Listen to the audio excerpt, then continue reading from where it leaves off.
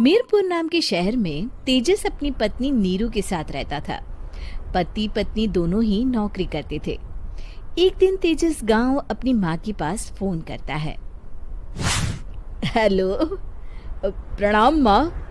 जीते रहो माँ, तुम दादी बनने वाली हो हैं? अरे वाह, ठीक है बेटा, मैं कल ही आती हूँ। जब माँ जी शहर पहुंची तो बेटे बहू ने बहुत अच्छे से स्वागत किया। लीजिए माँ जी, चाय। अरे गर्मा गर्म पकोड़े ले आओ माँ के लिए। नीरू रसोई में गई और 2 मिनट में ही पकोड़े ले आई।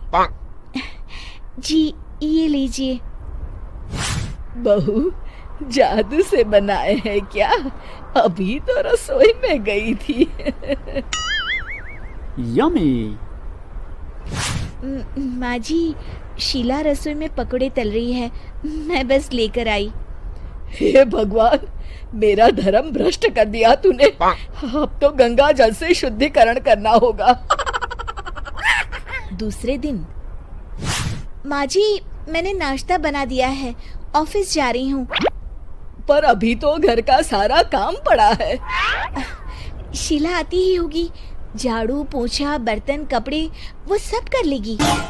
हमारे जमाने में घर का सारा काम हम ही करते थे। जी माँ जी, आप बहुत होशियार हैं, मैं घर ऑफिस दोनों नहीं संभाल पाती। तो जरूरत क्या है घर से बाहर जाकर चाकरी करने की? वैसे भी घर का काम खुद करने से घर में बरकत आती है, समझी? पर माँ जी। पर वर कुछ नहीं, इस महीने की पगार मिले फिर ऑफिस बंद। हाँ। रात को नीरू तेजस से कहती है, सुनिए जी, माँ जी बोल रही थी कि मैं नौकरी छोड़ दूं। वैसे ठीक ही तो है, अभी तुम्हें आराम की जरूरत है। फिर भी आराम कहाँ, शीला को छुड़ाने के लिए बोल रही थी। तो अब 24 घंटे में इतना काम तो कर ही सकती हो। पर जॉब पसंद है मुझे, घर पर मन नहीं लगेगा। अगले दिन जब दोनों ऑफिस के लिए निकल रहे थे, मेरी तो कोई कीमत ही नहीं है इस घर में। माँ जी, आजकल महंगाई बहुत है, रहन सहन भी बदल गया है, दोनों नौकरी करते हैं तभी ठीक रहता है। अच्छा, तू कहना क्या चाहती है? मेरा बेटा तुझे बिठा के खिला नहीं सकता? तू ही इस घर का खर्च चला रही है, हैं? नहीं माँ जी, मेरा वो मतलब नहीं था। मतलब खूब समझती हूँ, ये बाल धूप में सफेद नहीं किए मैंने। हाँ। अब तो ये रोज का काम हो गया था। तेजस भी रोज की झिकझिक से परेशान हो गया था। एक दिन उसने कहा, नीरू, वैसे भी तुम्हें मैटरनिटी लीव मिलने वाली है, तो अभी से ही छुट्टी ले लो। पर क्या, मेरी सैलरी अच्छी खासी है। आखिर नीरू ने रिजाइन कर दिया। जब बच्चा हुआ तो घर में सब बहुत खुश हुए। कुछ दिनों बाद तेजस फाइल देख रहा था। क्या हुआ तेजस, कुछ परेशान लग रहे हो?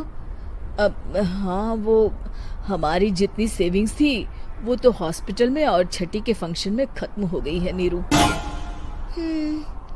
और अभी वैसे मंदी चल रही है तो मैं बोल रही थी कल मुन्ना को हेपेटाइटिस का टीका लगवाना है। नीरू, क्या पोस्टपोन नहीं कर सकते? नहीं जी, बिल्कुल नहीं। अब तेजस को समझ में आ रहा था कि उससे गलती हुई है। पैसों की कमी का असर घर के माहौल पर भी पड़ रहा था। अगले दिन, बेटा मेरा चश्मा और ये दवाइयाँ ले आना, पर्चा देते हुए माँ जी ने कहा। जी।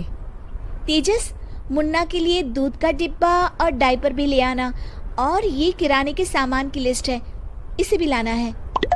तेजस गुस्से में लिस्ट मरोड़कर फेंकता है और चिल्लाता है, पैसे क्या पेड़ पर उगते हैं?